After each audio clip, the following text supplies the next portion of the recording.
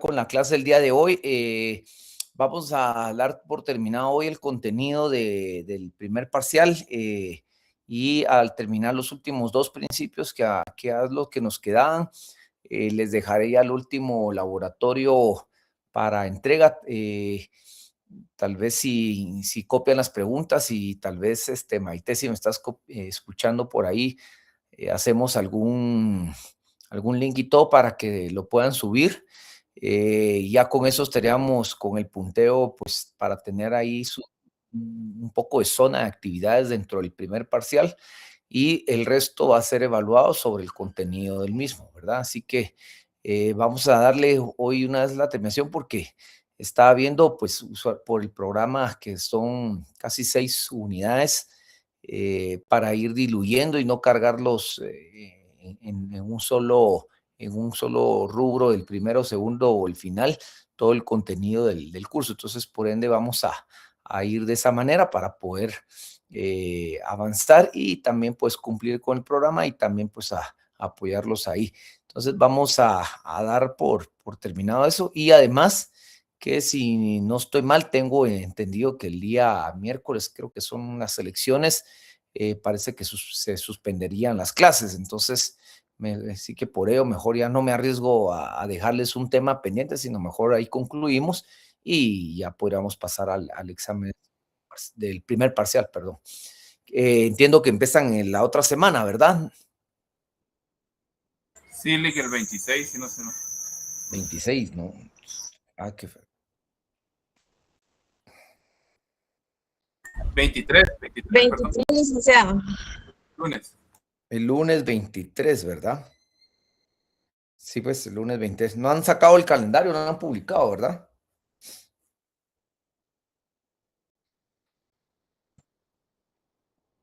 Creo que no, yo no tengo ningún calendario aún. De momento no, licenciado. Bueno, entonces solo estaremos pendiente de la fecha de nuestro...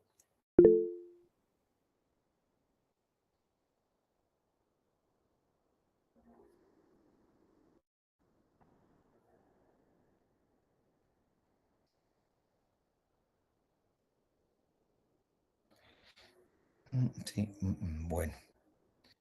Aquí puede ser que mañana estén subiendo el calendario, el miércoles, dice. Sí. Licenciado, sí está publicado, lo que no tiene son horarios. Allá está publicado.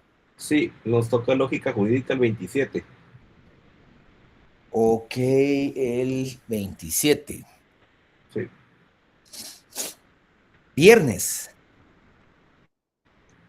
Sí, sería el tercer examen viernes, sí, correcto. Sería el día viernes, pero tendría que ser a ver si va a ser el primero o el segundo, la hora, ¿verdad?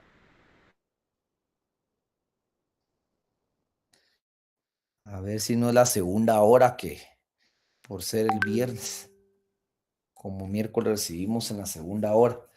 Bueno, vamos a estar ahí pendientes y por eso ya lo terminamos, porque seguro mañana también publicarán de que no hay clases el día miércoles por las elecciones, así que ya estaríamos cumpliendo ahí. Bueno, vamos a trasladar. Compartir, permítame.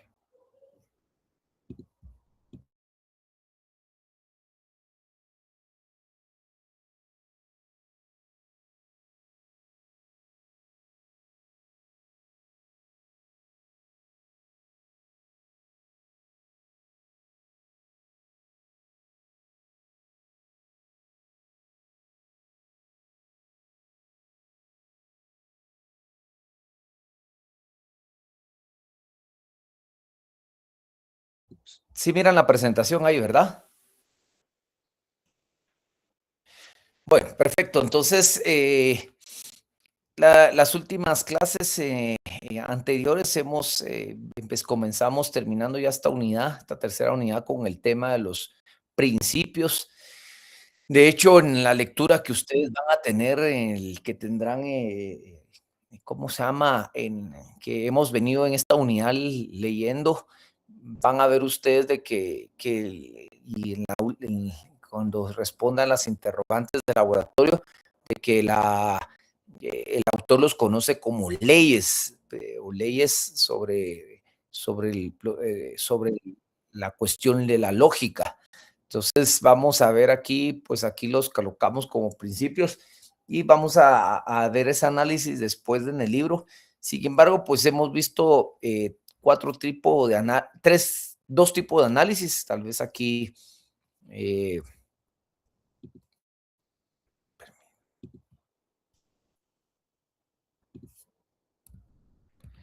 Para ir recordando, ¿verdad? Vimos el principio lógico jurídico de la identidad inicialmente. Vimos también, bueno, básicamente aquí vimos cómo significado, cómo una cosa es idéntica a sí misma, es algo, la jurídico identidad, lo que es, habíamos visto. Vimos el principio lógico jurídico de la no contradicción. ¿Qué quiere decir eso? Una cosa no puede ser y no ser al mismo tiempo y en el mismo sentido, ¿verdad? No se puede contradecir afirmaciones, como dice aquí, no puede coexistir afirmaciones jurídicas opuestas sobre un mismo hecho, ¿verdad? Y en cada uno de estos dos principios pudimos ver ciertos ejemplos, los discutimos y los vimos en clase de cómo puede darse la situación del mismo, ¿verdad? Bueno, el día de hoy, el tercer principio lógico que vamos a ver, el principio lógico jurídico de tercero excluido. Este nos define aquel principio, dicen que entre dos proposiciones contradictorias, una debe ser verdadera y la otra falsa. ¿Por qué? Porque dice no hay un punto medio. La lógica jurídica, la lógica normal nos enseña, ¿verdad? Que si, por ejemplo, color negro y una persona con otra afirmación de color blanco, si hay una proposición no puede ser una verdadera y la otra falsa. Una tiene que ser verdad. No hay un punto medio de decir, bueno, es que aquel dice que es negro, pero aquel dice que es blanco. Entonces existe la posibilidad que como los colores se combinan, entonces puede ser gris. Eso se da solamente en la lógica del uso de colores, pero en el uso de proposiciones, dice, contradictorias, no puede ser una verdadera y una falsa, o sea, no puede haber un punto tampoco medio, o es verdadero o es falso en el mismo. Ahora, eso nos enseña en la lógica natural normal, pero en la lógica jurídica, o sea, en la aplicación del derecho, nos enseña que este principio es aplicado en especialmente, y aquí es un ejemplo, ¿verdad? No quiere decir de que no se use como jurista en cualquier ámbito, pero especialmente se da en decisiones judiciales, o sea, las sentencias en las resoluciones que un juez emite.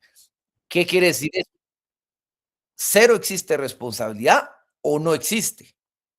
O es el acto legal o es ilegal.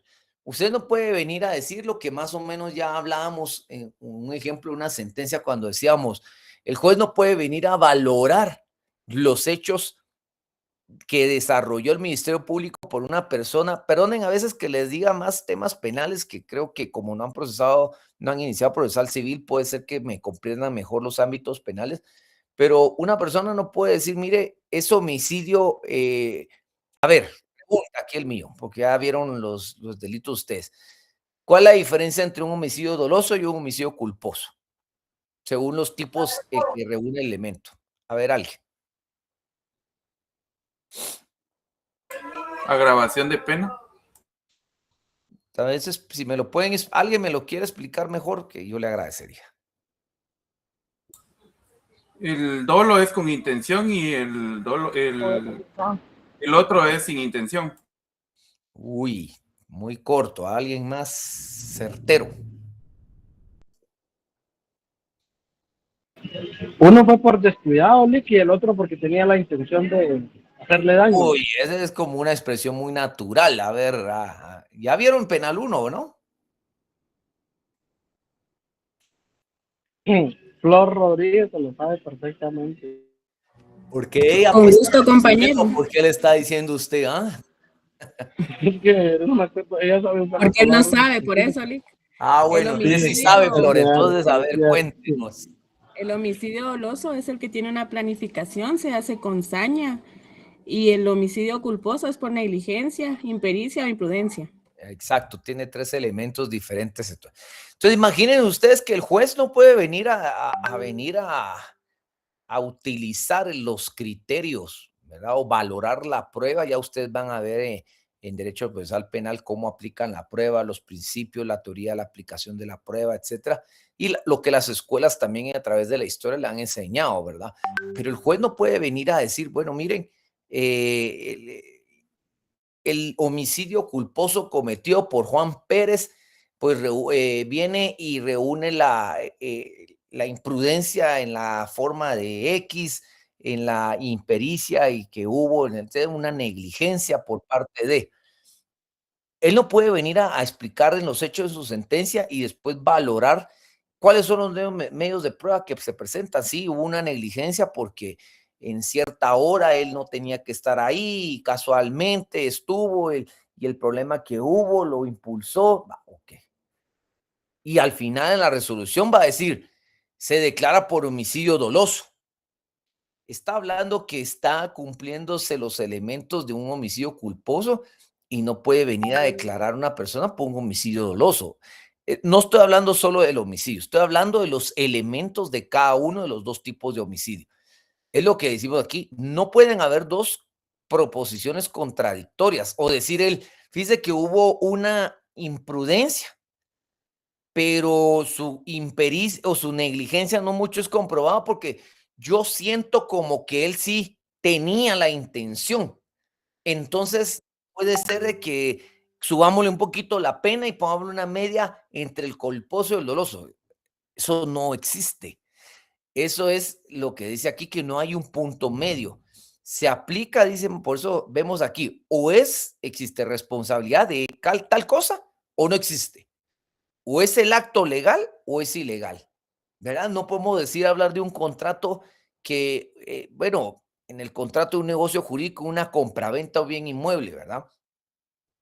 No puede decir, miren, o sea, hay 2 elementos fundamentales ahí, un comprador a través de los sujetos y un vendedor. Y el objeto, el bien inmueble. ¿Cuál es la circunstancia que lo une? El pago por esa transferencia de dominio de la propiedad de un bien inmueble. Entonces, dice, ¿el acto es legal o es ilegal? Yo no puedo decir como juez, mire, fíjese que él lo vendió, pero fíjese que como no le pagó lo que realmente era el precio, lo que él me está demandando, y como el otro sí aceptó el pago, pero realmente vemos ahorita de que la propiedad valía más, entonces es ilegal. O no. O el acto es legal o el acto es ilegal. Es legal porque cumple con los elementos de un contrato. O es ilegal porque, por ejemplo, si era el caso que lo compró y el pago fue por un cheque que no tenía fondos y está desarrollándose un juicio penal ahorita, el proceso de estafa mediante cheque, el acto es ilegal. ¿Entienden? Entonces, esto por eso le dice que este principio lógico jurídico de tercero excluido es utilizado más comúnmente, lo vemos reflejado en la sentencia o las resoluciones judiciales de un juez, ¿verdad? Siguiente aquí, permítame.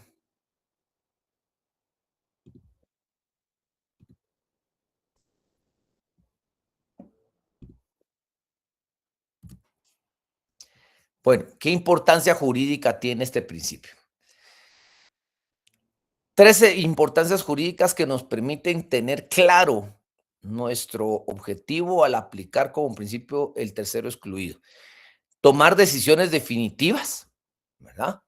El juez tiene que tomar en base a lo que presentó, a las proposiciones que se presentaron, las que se dieron, tomar decisiones definitivas.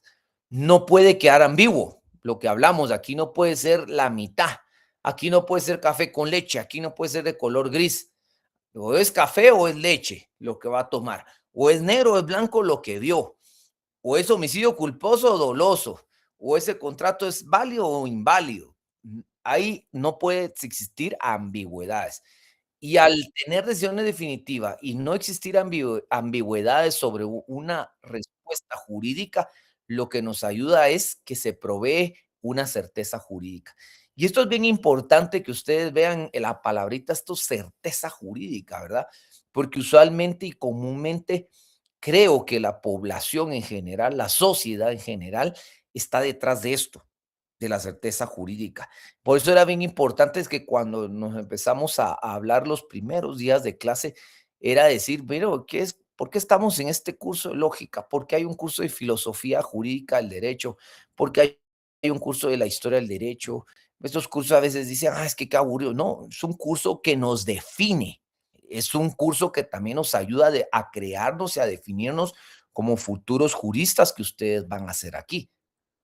Entonces, esto de certeza jurídica es bien importante y para mí es que es un objetivo que todos los principios lo aplica. Pero en este, ¿por qué certeza jurídica? Porque usted, un bien jurídico tutelado que tiene el Estado, bueno, lo hemos hablado cuando decimos que es derecho, el conjunto de normas y todo jurídica, que para qué, que lo que sirve, garantizan el bien común. Y una parte importante del garantizar el bien común a la población es la justicia.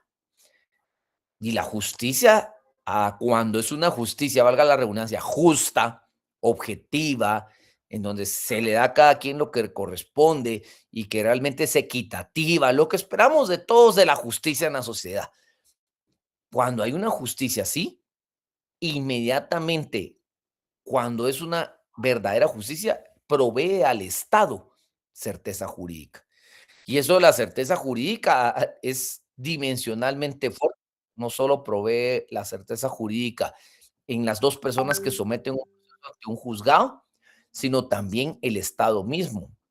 Vean ahora cuántas personas invierten en Guatemala y proveen en Guatemala empresas o vienen a desarrollarlas aquí en Guatemala. Yo en un momento, cuando di procesal civil 2, en su momento, hablábamos de eso con la resolución, cuando hablamos por ejemplo, de las resoluciones que proveen los árbitros, ¿verdad? La ley de arbitraje. Y es un procedimiento mercantilista totalmente, que las sociedades están inmersas y que cuando se someten a arbitraje y saben que hay buenos arbitrajes en Guatemala, la certeza jurídica al proveerla llama más a la inversión económica. Entonces, vean ustedes, miren, imagínense con no un simple, porque es un principio fundamental de la lógica jurídica, hasta dónde me fui. Es importante porque el tema del mismo, ¿verdad? Y como cierre en este principio, ¿qué ejemplo podemos práctico tener? Nos dice que en el proceso penal, obviamente, es el ejemplo más claro que creo que más objetivo y claro que ustedes pueden tener a la mano por el hecho de los cursos que ya llevan. En el proceso penal, o se prueba una culpa, o sea, se somete a un juez, lo que hablábamos anteriormente. Al juez se le somete el análisis de la posible comisión de un delito a una persona. El proceso penal en sí, en sus 3 fases, va a designar desde su fase inicial, la fase de investigación, la fase de preparación, el juicio oral y la fase final. Va a proveerle, y de hecho provee los elementos necesarios para que cuando se emita una sentencia, o se declara culpable o no se comprueba la culpabilidad de la persona.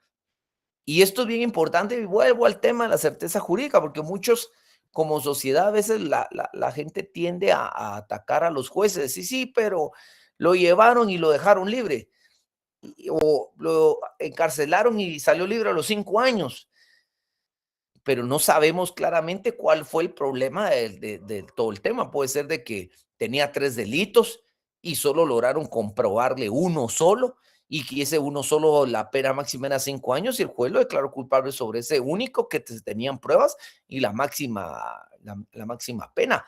Pero eso no lo sabemos nosotros, pues, como sociedad atacamos el evento. Por eso es bien importante cuando ustedes ya vayan a ver sus procesos penales, la parte importante de un querellante adhesivo, ¿verdad? O de un ministerio público como parte acusadora, porque es bien importante, porque esto hace que se genere, como hemos hablado, la certeza jurídica y exista realmente la aplicación clara del derecho. Y por eso es bien importante que ustedes, pues en este curso vayan aprendiendo en su análisis, en su argumentación, en su observación. Por eso vimos en las clases pasadas ya la técnica de investigación aplicada con la lógica y su relación con sus ciencias, porque tiene que ver todo eso que ustedes materialicen, eso de lo que ustedes en nuestras cabezas al ver lo que pasa a nuestro alrededor, a lo que leemos, a lo que sucede, vayamos aplicando esta lógica jurídica certera para ir generando luego de esto, pues en el ámbito del derecho lo que corresponde, ¿verdad? Si hay que aplicar un recurso, hay que llamar esto, hay que pedir más tiempo, etcétera, etcétera. Bueno, y conclusión, pues dice, no puede existir una tercera, pues se llama tercero excluido, no puede ser una tercera categoría intermedia, ¿verdad? O media, que en las dos contradicciones o en las dos proposiciones. O es una o es otra, ¿verdad? Bueno, ¿dudas con este principio?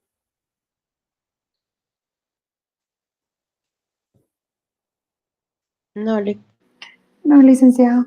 Bueno, esto pues, entonces arrancamos con nuestro siguiente y último principio, el principio de la lógico jurídico de razón suficiente. Solo permítame un momentito que voy a tomar agua, jóvenes, permítame aquí.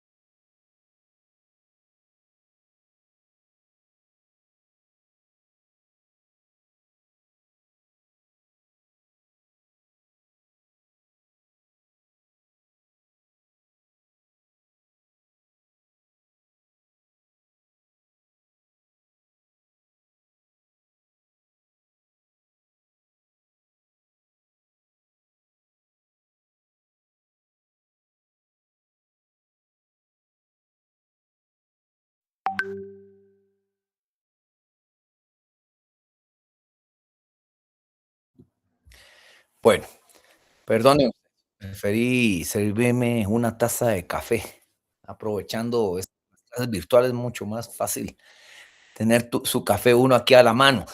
Bueno, terminamos entonces con el principio lógico jurídico de razón suficiente. ¿Qué es la razón suficiente o por qué, a dónde va aplicado este principio? Dice, todo hecho o decisión o afirmación debe tener una razón que lo justifique. Y con este principio pues, terminamos la ubicación de esa lógica jurídica y que creo que al final, más que natural, es evidente que nosotros, tanto naturalmente cuando expresamos algún tema, tenemos una razón que lo justifique, ¿verdad?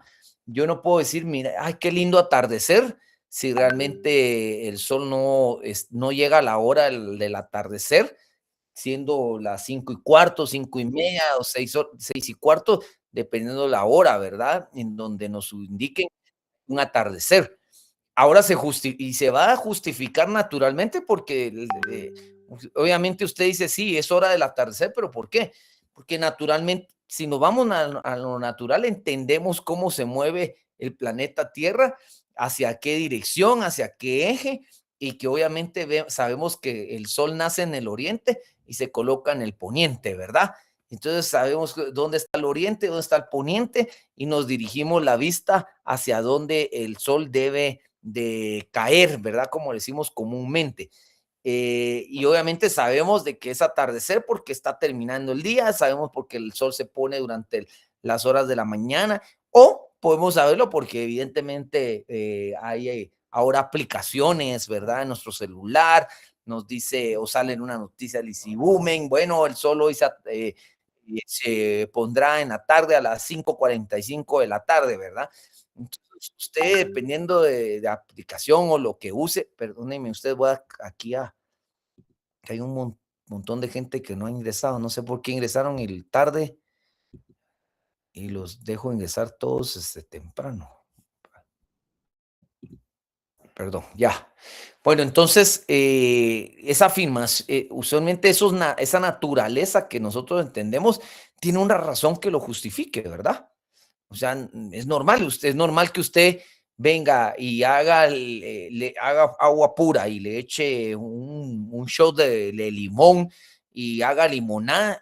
Obviamente, si usted lo toma, ¿qué sabor va a salir? Ácido, ¿verdad? Y usted sabe muy bien que para que salga rica o que pueda ser ingerible, hay que echarle algo dulce, un endulzante, ¿verdad? Ya sea azúcar, miel, lo que con lo endulcen. Entonces, hay una razón que justifica lo que estoy haciendo, hay una razón que justifica siempre lo que yo veo, hay una razón que justifica lo que yo hago, mis actos también tienen una justificación. Esa razón justificable es lo que le decimos que es la razón suficiente para afirmar, decidir o retirar algo, ¿verdad? Confirmar un hecho. Eso es lo que le llamamos como el principio. ¿Sí están viendo la presentación, jóvenes? Sí, se mira. Sí, licenciado. Sí. Sí, licenciado. No dejar de Sí, compartir esta pestaña. Perdone, usted esta cosa pidiendo actualización y me está poniendo un mensaje ahí, perdón. Ahí que sé qué. Bueno, entonces dice todo hecho, decisión o afirmación debe tener una razón que justifique. Lo natural, ya hablando normal, ¿verdad? Es lo que nos sucede a diario. Sus hechos, sus actos, sus decisiones, sus afirmaciones.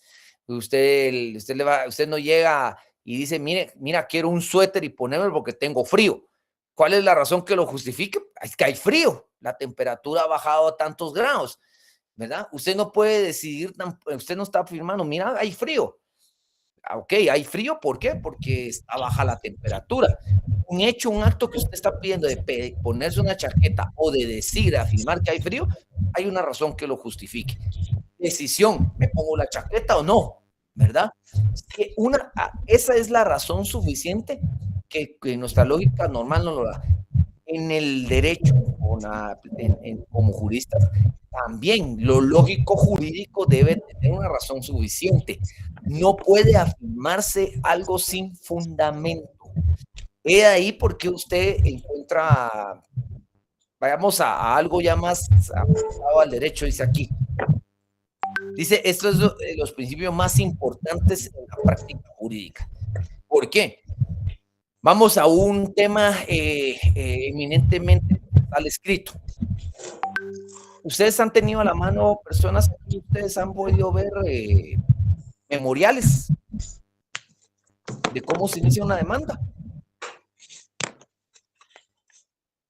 Solo Homero, por favor, si me puede quitar ahí su micrófono, disculpe. Gracias. A alguien le pregunto aquí, ¿alguien ha tenido a la vista algún memorial que tenga en su práctica o esté haciendo pasantías o esté en juzgados y lo haya visto, o sus familiares son abogados que han visto que es un memorial?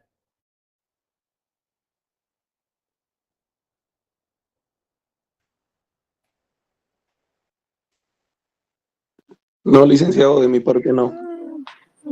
Tampoco. Bueno, ok. Miren pues, eso va a ser parte fundamental de lo que van a hacer ustedes cuando vayamos al segundo parcial. En el segundo parcial vamos a empezar a ver los conceptos jurídicos, los argumentos y los juicios. Y parte de eso vamos a ver si individual o en grupo van a realizar, algunos vamos a pedirle memoriales, otros sentencias, etcétera, para ir haciendo un desmenuzar, ¿verdad?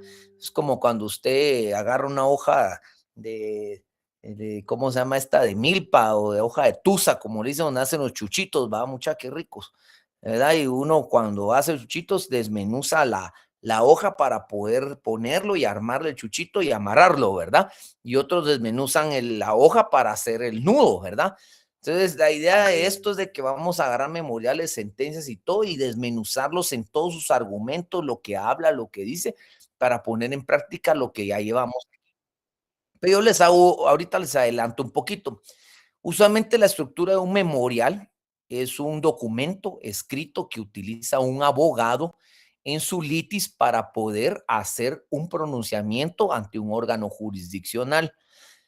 Usualmente los memoriales se sirven para entender o interponer en materia del procesal civil demandas, contestación de las demandas, argumentación, presentación de pruebas, ciertos actos procesales que ustedes van a estar viendo cuando empiecen a ver sus procesales, hasta impugnaciones, recursos.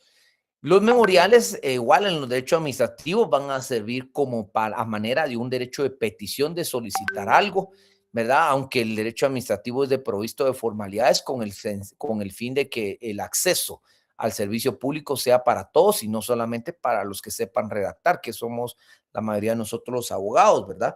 Entonces, lo que tiene usualmente un memorial siempre tiene una identificación de a quién voy, ¿verdad? Entonces, pues, señor juez de primera instancia civil, de ramo civil, del municipio de Guatemala, del departamento de Guatemala. Yo, Juan, y todo de identificación, y hay una estructura. De ahí viene una estructuración de hechos, ¿verdad? Si va a ser interponer una demanda por divorcio. Entonces yo empiezo a colocar ahí, ¿verdad? En fecha tal, de conformidad con las certificaciones de nacimiento presentadas, adquirí matrimonio con la señora Laura de León en la fecha tal, y como se documenta con la certificación de la partida de nacimiento de fecha tal del Registro Nacional de las Personas de la República de Guatemala, adquirí matrimonio en tal fecha con la persona. Asimismo, y esto empiezo a redactar, asimismo procreé los hijos, siendo los hijos Sultano y Melgano, los cuales bajo las partidas de nacimiento presentadas y nacieron tales fechas, y etcétera, y me voy ahí hasta llegar a lo que quiero ir, ¿va? Empiezo a llegar a decir, bueno, y por este medio lo que en virtud de haber pasado ya 10 años de matrimonio, sin embargo, no tener porque si fuera por una causal determinada, ¿verdad? Bajo tal fecha detecté esto, etcétera, y bajo la causal número 3 del artículo tal del Código Civil, que es la que conlleva una causal determinada, vengo a solicitar ante usted, señor juez, es juez de familia, ante usted, señor juez, el divorcio por la vía voluntaria, por una vía de causal determinada de mi persona. Sigo con todo, bueno, de ahí vengo a colocar fundamento derecho. Aquí viene la aplicación de esa razón suficiente. ¿Dónde está mi fundamento? Bueno, yo estoy llamando la causal 3 del artículo tal, mi fundamento es el Código Civil, ¿ya? Yo vengo a decirle que usted es, señor juez de familia, que debe disolver el matrimonio porque la ley de organismo judicial y sus acuerdos y todo regula que es usted. Vengo a decirle a usted que la patria potestad de mis hijos, no tengo inconveniente que queden a madre. ¿Por qué? Porque de conformidad con el Código Civil le indica cuáles son las formas en que se queda la patria potestad. Por eso todos los memoriales tienen un fundamento derecho y la explicación del fundamento del por qué yo estoy relacionando los hechos a lo que yo vengo a pedir. Y la última parte vengo a decir, bueno, medios de prueba, los documentos y petición. Se disuelva el matrimonio en virtud de... Todo, eso es un ejemplo de la aplicación de la razón suficiente en la práctica jurídica. Aquí tengo, por ejemplo, el otro caso, la motivación de las sentencias. También parte de lo que vamos a ir haciendo en el segundo parcial es recabar, ver sentencias, ya sea de familias, civiles, penales, etcétera, porque eso es la misma estructuración lógico que hago yo como juez si vengo a decir, bueno, motivación de la sentencia. Un divorcio voluntario, las dos personas vinieron a pedirlo, cumplen con el tiempo correspondiente, no el famoso divorcio express, ¿va? No estoy hablando de eso, estoy hablando de realmente la estructuración del divorcio, ¿verdad? Se reúnen los motivos suficientes, los dos están de acuerdo, ya dijeron quién quiere el ejercicio de la patria potestad, se pusieron de acuerdo, presentan un acta de inventario de cómo van a disolver, porque adquirieron, por ejemplo, el matrimonio por comunidades gananciales, así que ya están claros quién le queda cosa a quién, presentan su acta de inventario, pues qué más, ¿verdad? O sea, si hay no hay motivo, los dos es boya voluntaria, están cumpliendo con los requisitos legales, ya plasmaron y todo, la mujer renunció a su, ¿cómo se llama?, a su pensión que le correspondía, se están de acuerdo con la pensión que le corresponde a cada uno de los hijos. Motivación de sentencia, bueno, vengo yo como juez, después de analizar esto, digo, valoro, entonces, de que sí cumple con todo, y empiezo a colocar ahí artículo tal del Código Civil, la ley judicial, y hay artículos que empiezo a redactar yo, porque mi fundamento de el hecho, concretarlo con la ley, ¿verdad? Y en el cual vengo a decir, bueno, de conformidad con esta motivación y todo, disuelvo el matrimonio y cada quien, ¿verdad? Y entra en el estado de la soltería, ¿verdad? Igual sucede con lo penal, etcétera. Y por lógica, como el último punto que tengo aquí, ¿en dónde se refleja? En la argumentación jurídica. ¿Por qué? ¿Se recuerdan ahorita que yo empecé a hablar del memorial? Yo empiezo a hablar del memorial y empiezo a establecer mi argumentación jurídica de por qué voy a pedir tal cosa o por qué estoy redactando tal hecho, porque hay fundamento. ¿Sí? Yo no vengo, por ejemplo, a decir, un homicidio doloso. Sí, es que yo vengo a decirle aquí a usted, señor juez, de que yo lo maté, pero lo maté porque fíjese que sí, yo lo preparé el homicidio, yo planifiqué cómo lo iba a matar, encontré y realicé, le metí los cartuchos a mi arma con el cual lo iba a matar, pero fíjese que después fue por negligencia que se me fue el disparo. Eso no tiene argumentación jurídica y nada. Vamos, versión BMP, ¿va? Se comprueba que el señor Juan en tal fecha salió de su casa en la que se detuvo, en la que llegó con las cámaras de video comprobando de que él ingresó a esa propiedad, saliendo dentro de 5 o 10 minutos después, como se comprobó en la cámara que estaba enfrente de la casa. Con la cámara se ve cómo ingresan los bomberos porque el vecino, escuchando los disparos de arma de fuego, solicitó la policía, llegaron los bomberos, la policía, y detectaron a la persona fallecida, siendo la única persona que había entrado y salido. O sea, hay una argumentación, entonces empiezo yo a valorar la prueba, ¿verdad? Entonces, ¿y por qué lo está acusando? Por homicidio doloso. ¿Por qué? Porque ya se determinó que la persona salió de su casa, salió con arma de fuego, ingresó a esa propiedad que no era, salió de esa propiedad y se encontró a una persona fallecida. Punto. O sea, hay una argumentación jurídica clara y concisa. Y así empezó a hacerlo con todo. Sentencias, memoriales, etcétera, ¿verdad? ¿Sí me están escuchando, jóvenes, aquí?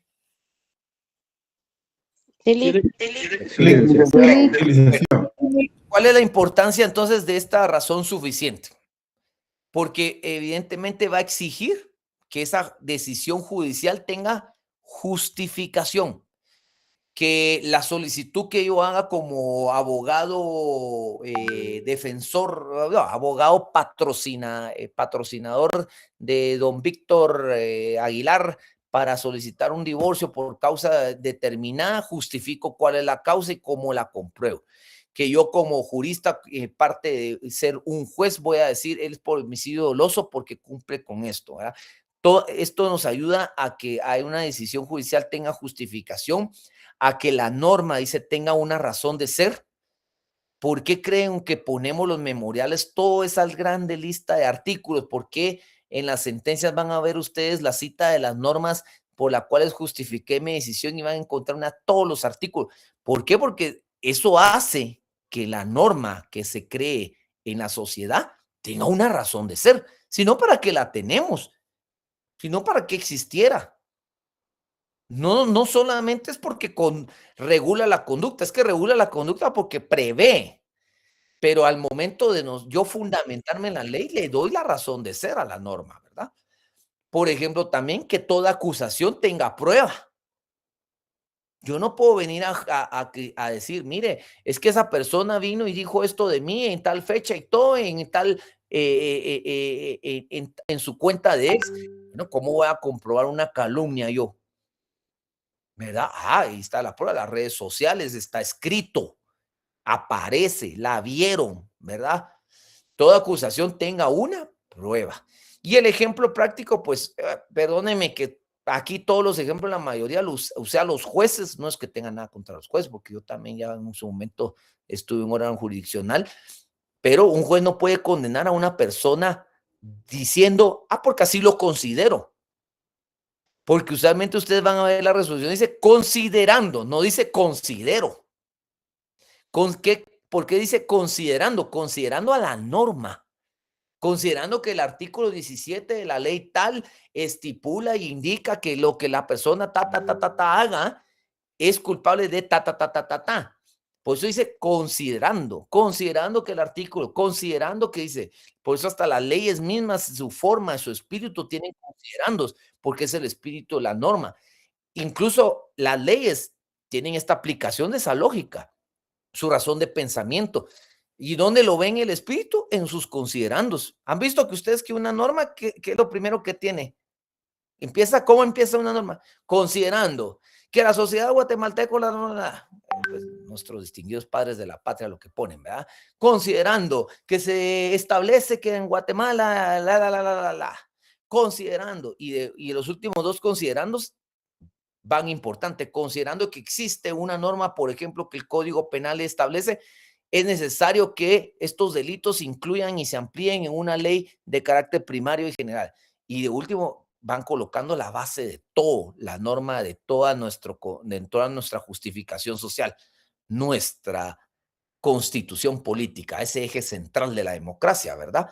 Entonces nos dice, considerando que el artículo tal de la constitución política de la República de Guatemala regula que somos nosotros del Congreso de la República los que ha de emitir las normas, hasta las leyes tienen ese razonamiento de justificación, en esos consideran. Por eso las resoluciones van así, considerando. Por eso dice, los jueces o los diputados no dicen considero, ellos son representantes del pueblo de Guatemala, considerando. ¿Ok? Bueno, ¿dudas con esto? No, licenciado. Bueno, de no ser así, entonces, a ver aquí.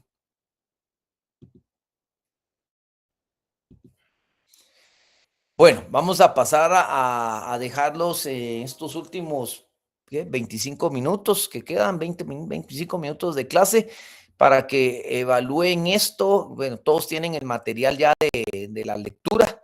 Esto lo van a encontrar solamente en su artículo, en el capítulo, es único solo, así que todo está ahí en el, ¿cómo se llama? En el 10, que fue lo último que vimos, ¿verdad? El capítulo 10 de nuestra lectura que vamos para este primer parcial. Así que estas son las 3, 4, 5 que deberán contestar. No sé si, Maite, ¿estás por acá? Perdona. A ver, si quieren, solo voy a